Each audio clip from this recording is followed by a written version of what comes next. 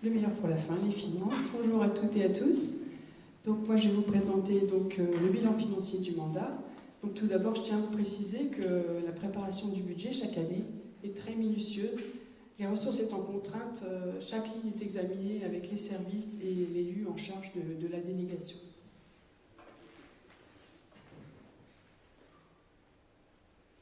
Donc là, vous voyez sur ce graphique l'évolution du budget de fonctionnement, donc de 2020 à 2025. Donc la ligne verte concerne donc tout ça pour améliorer les services à la population.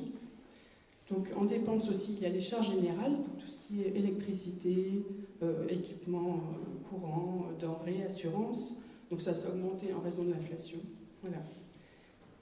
Malgré cette augmentation des dépenses, on observe que les recettes couvrent largement les dépenses, ce qui constitue une épargne pour la commune.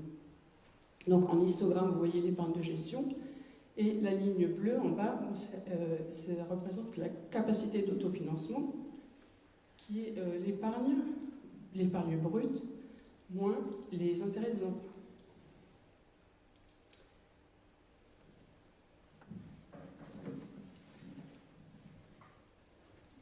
Donc en début de mandat, nous avons hérité d'une très bonne situation financière, avec une CAF excellente et une capacité de désendettement de 2,9 années. Et une épargne nette de 1 million d'euros.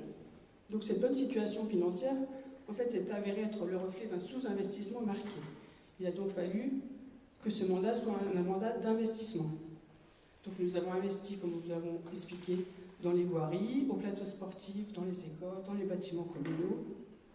Et la capacité d'autofinancement a permis de financer ces investissements, tout d'abord sans emprunt. Donc quelques investissements ont été faits sans emprunt. C'est la maison Robert qui a été ensuite mise à disposition de la ressourcerie, le local du docteur Galaviel qui est devenu l'espace jeune, et également le relais petite enfance qui a été construit sans recours à l'emprunt. Les plus gros projets comme le terrain de foot et les écoles, donc eux ont demandé un recours à l'emprunt. Donc avec ces efforts d'investissement, la capacité de désendettement, qui est la ligne verte, a augmenté depuis 2023 pour atteindre 4 années en 2024 et 6 années en 2025. Le déblocage de l'emprunt l'année prochaine devrait faire augmenter cette capacité de désendettement à environ 8 ans, qui ensuite, sur les exercices suivants, devra baisser. Donc, chacun des projets d'investissement fait systématiquement l'objet de recherche de subventions. En début de mandat, donc, il était plus facile d'obtenir des participations des financeurs qu'après 2023. Pour le terrain de foot, là,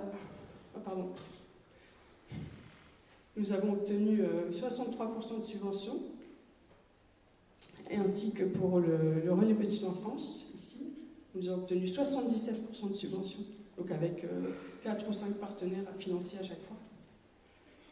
Ensuite, pour l'acquisition du local de l'espace jeune, là c'est la CAF uniquement qui nous a subventionné, très important.